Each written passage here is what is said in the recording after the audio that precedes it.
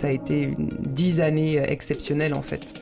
Et moi j'avais pris cette voie-là justement d'avant de faire des enfants pour faire des enfants et d'être maman parce que la société dit qu'il faut avoir des enfants pour reconstruire une famille. Entre 24 et 30 ans, j'ai eu cette chance, quoi. Enfin, incroyable. Il faut avancer, il faut toujours avancer et puis et il faut savoir que la vie elle est faite de haut et de bas, hein, c'est comme ça. Voilà. On se nourrit en fait des personnes auprès desquelles on commence à travailler. Enfin, moi, des personnes comme Jean-Maxime Boulanger, Frédéric Bertrand, qui était le directeur du marketing motorsport, ou Mélanie Taupin, c'est des personnes qui m'ont construit, qui m'ont fait éclore.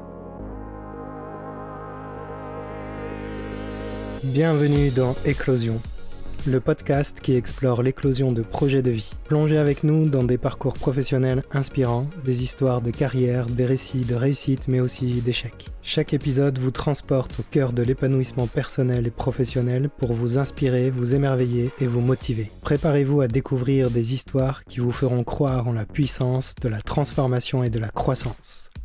Bienvenue dans le monde d'Éclosion.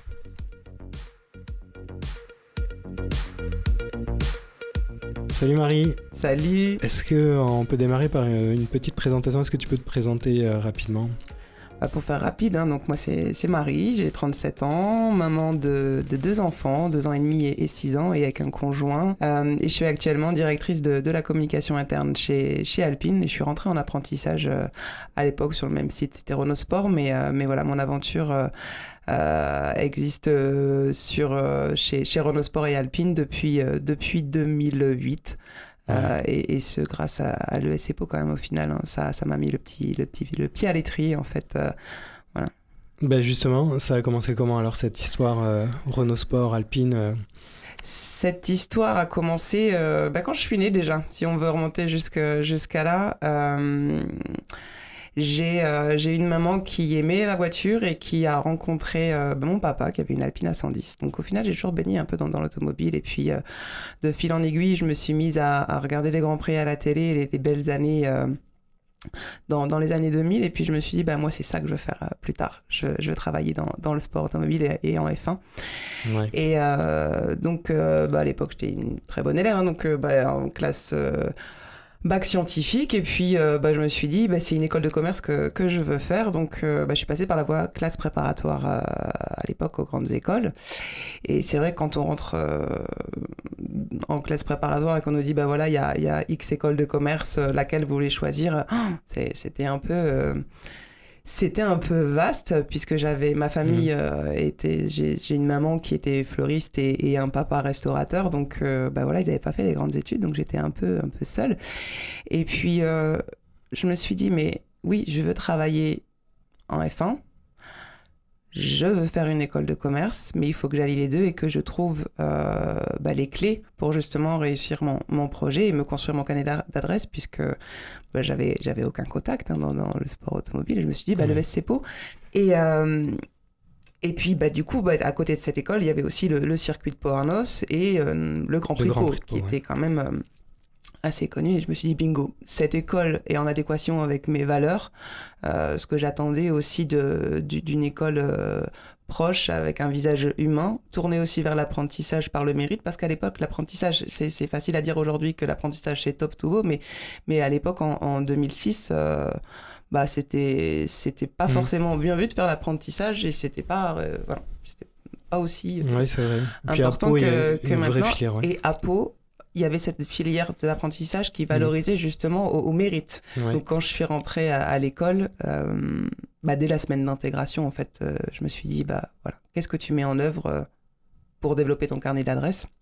Et très rapidement, on avait une bonne promo. De toute façon, on est tous des belles promos, mais voilà, on s'est dit avec le BDE, pourquoi pas lancer une section auto ? Je dis Marie, c'est à toi d'aller de l'avant, quoi. Et puis va voir le circuit de Pau-Arnos. Et de fil en aiguille, du coup j'ai eu une offre de stage au circuit de Pau-Arnos. Alors je sais pas si je peux le dire là parce actuellement, que t'as mais en fait j'ai grugé, parce que normalement en première année on est censé partir à l'étranger. Ouais. Et moi, je voulais pas aller perdre mon temps à l'étranger parce que j'avais... Ton projet, c'était pas ça. Mon projet se concrétisait justement avec cette offre de stage au circuit de Pau-Arnos. Alors certes, c'est un circuit pas de rang 1, mais ça me permettait de mettre un pied dans le sport auto. Et j'ai eu le culot d'aller voir le directeur de l'école à l'époque en disant, voilà, j'ai été major de promo. Voilà, la première de la classe, voilà. Mais bon, bref. et ouais, je lui ai dit, voilà, j'ai mon projet, vous le saviez. En fait, quand je suis rentrée à l'école, j'ai été transparente, que ce soit au moment des oraux et toute la première année. J'ai ce projet-là, j'ai cette opportunité-là. Maintenant, vous acceptez que je fasse mon stage ici et non à l'étranger, ou alors je m'en vais. Bingo. Et ils ont accepté. Bon, je crois qu'on est très peu à ne pas être parti à l'étranger la première année, mais voilà, et je en serais reconnaissant parce que voilà, c'était le projet académique n'était pas celui-là, c'était de faire partir tous les étudiants à l'étranger à la première année. Donc je suis la seule de ma promo à être restée en France, mais j'ai passé 6 mois en fait au circuit de Pau-Arnos. Alors oui, avant des stages de pilotage, alors c'était pas la F1, hein. Et puis avec donc à l'époque c'était Jean-Christophe Canavisio qui gérait le circuit de Pau-Arnos. Et puis voilà, je mettais la main à la pâte et c'est vrai que du coup il m'a dit tu sais quoi, ton apprentissage si tu veux tu peux le faire au circuit de Pau-Arnos. Au mois de mars il me semble, une offre d'apprentissage tombe de chez Renault Sport pour être assistant chef de produit compétition. Et là, tous les étudiants se retournent vers moi, enfin toute ma promo me disent mais postule. Donc j'étais la seule nana à postuler face à mes 50 autres collègues de promo. Et puis c'est ce qui a fait la différence en fait. C'est d'avoir eu cette expérience de 6 mois, presque 8 même, au circuit de Pau-Arnos, et qui a fait que lors de l'entretien, en fait, à l'époque avec Jean-Maxime Boulanger, qui était chef de produit compétition, donc pour moi je le voyais, c'était quelqu'un... Voilà, au final quand j'ai vu qu'il était jeune aussi, et que c'est marrant parce que dès l'époque j'avais fait un entretien par téléphone, mais... Et c'est ce qui a fait, c'est ce qu'il m'a dit après, c'est ce qui a fait la différence en fait, c'est que je savais de quoi je parlais. Oui. Et qu'il y avait une cohérence dans mon parcours et c'était pas juste travailler en F1 pour travailler en F1 quoi, ou en sport auto, parce que là c'était en plus la porte de Renault Sport, la partie compétition client et la partie véhicule de série et puis j'ai eu cette offre d'apprentissage, donc j'ai débuté comme ça en tant qu'assistante chef de produit compétition et j'ai très vite fait mes preuves et au final alors c'est marrant, le parcours est jalonné d'opportunités.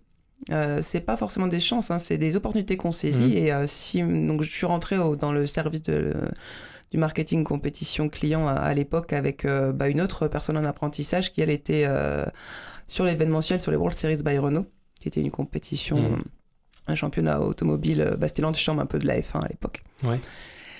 Et cette personne est partie au bout de 6 mois et puis je me suis dit waouh, elle part sur les circuits et tout, c'est vraiment l'apprentissage de rêve et dans l'équipe la personne qui gérait cette partie-là, Mélanie Taupin, a demandé à Jean-Maxime Boulanger à l'époque est-ce que je peux te la prendre, Marie, parce qu'apparemment elle fait bien le job et elle a envie justement de s'investir parce qu'il y avait de l'investissement, ça nécessitait de partir souvent le week-end.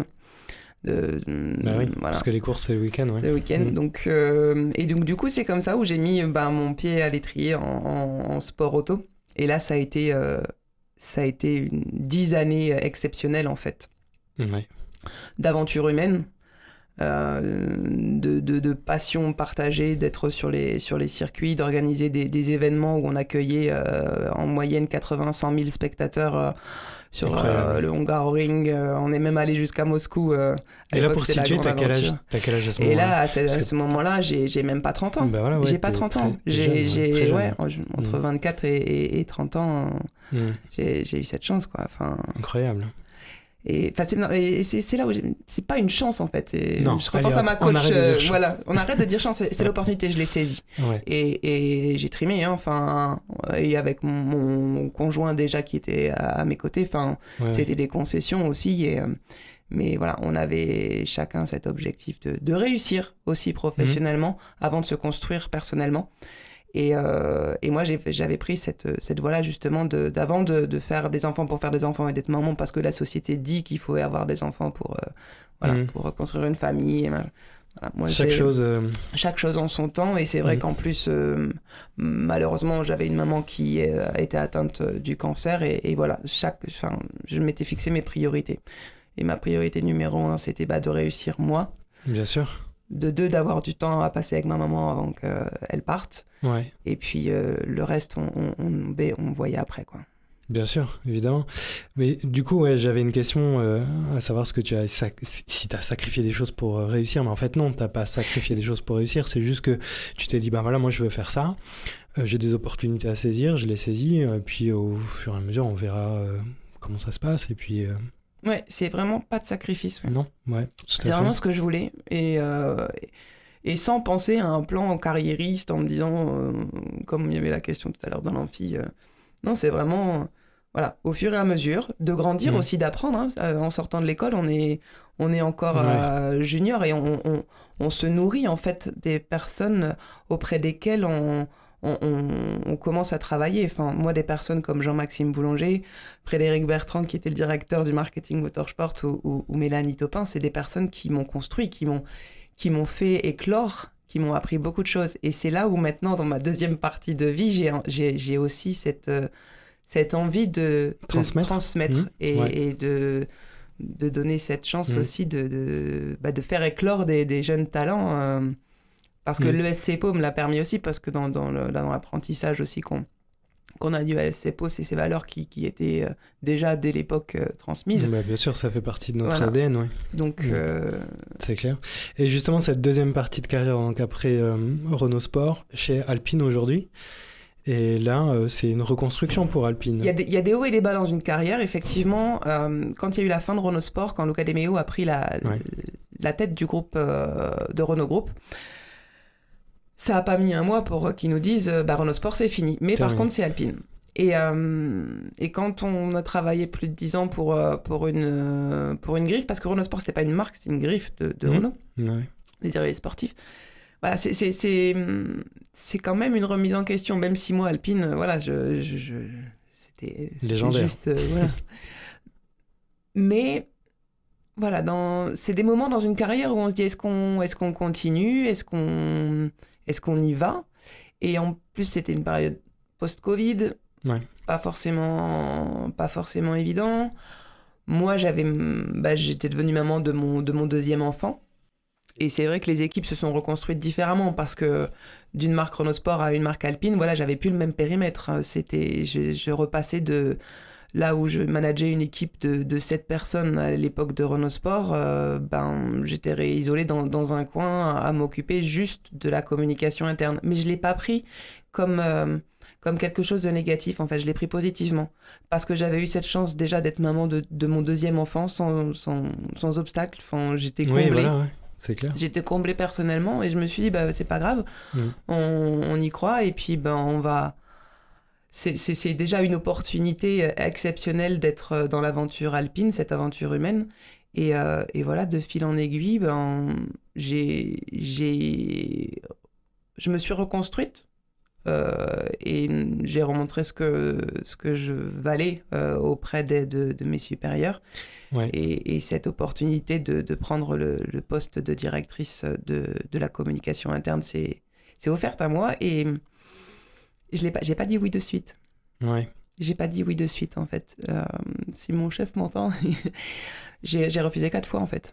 D'accord, mais il fallait peser peut-être des choses dans la balance. Parce que j'étais une maman de 2 enfants, avec un petit, voilà, mais avec un petit.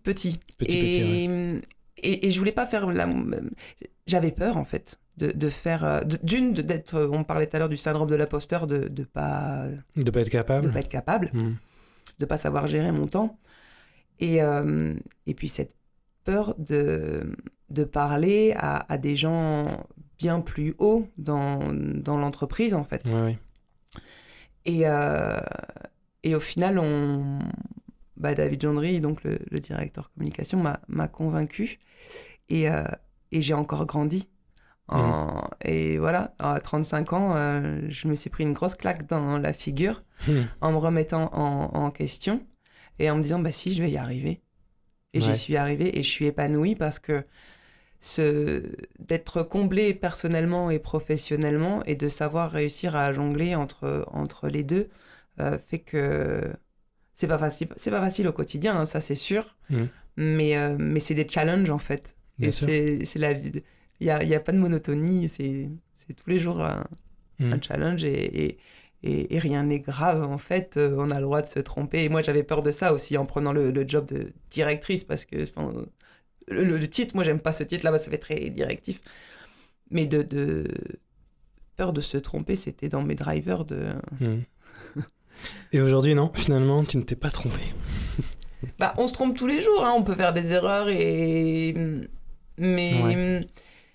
mais non, je me dis, ouais, je l'ai fait, je suis là. Maintenant, demain, je sais pas de quoi demain sera fait. Bien sûr. Au quotidien, j'avance avec les équipes. La com interne est vraiment un secteur, un domaine de la communication que j'ai découvert et qui est juste... humainement parlant, tellement enrichissant. C'est ce que j'allais dire, t'es plus proche des équipes et il faut vraiment communiquer les valeurs de la marque. Ouais, et on est proche des collègues. Alors c'est vrai que sur certains sites, ils sont plus loin que sur d'autres, mais voilà, c'est vraiment un domaine que je connaissais pas, parce qu'au final, moi, ma spécialité à l'école supérieure de commerce, j'avais pris marketing stratégique, donc j'en suis quand même très loin. Au final, j'ai fait un peu de marketing stratégique à l'époque, mais beaucoup plus d'événementiel et de com, mais on apprend en se nourrissant justement de personnes qui jalonnent notre parcours. Ouais, justement, des personnes qui ont jalonné ton parcours. Il y a un conseil que tu as eu pendant ta carrière et que tu as retenu et que tu aimerais partager aujourd'hui à nos auditeurs. Et je l'ai eu il n'y a pas longtemps et ça m'a fait un déclic parce que c'est notre directrice des ressources humaines, Claire Meignier, qui m'a dit « Mais rien n'est grave. » Ouais. Rien n'est grave. Il y a le néant, après, mais entre deux, rien n'est grave. Si tu perds ton emploi, tu fais quoi ? T'en recherches. Clairement. Si tu te trompes, tu fais différemment la prochaine fois. Voilà. Et ça, je l'avais pas forcément intégré parce que quand on est petit, on nous dit toujours sois le meilleur, fais vite, sois fort. Et ces drivers sont... Ouais, je pense qu'une fois que tu as compris que rien n'est grave, après, effectivement, plus rien ne peut être grave. Non, quoi. Ouais, ça reste juste une aventure. Des fois, tu te trompes, des fois, tu réussis. Et puis, voilà, c'est le flow, quoi, des choses qui avancent. Il faut avancer. Il faut avancer. Il faut toujours avancer. Et puis, et il faut savoir que la vie, elle est faite de haut et de bas. Hein, c'est comme ça. Voilà. C'est mais tant que la maladie n'est pas là, oui.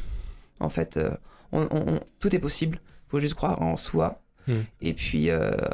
tout comme mon collègue là, dans l'amphi tout à l'heure qui disait lui il lève des fonds de 10 millions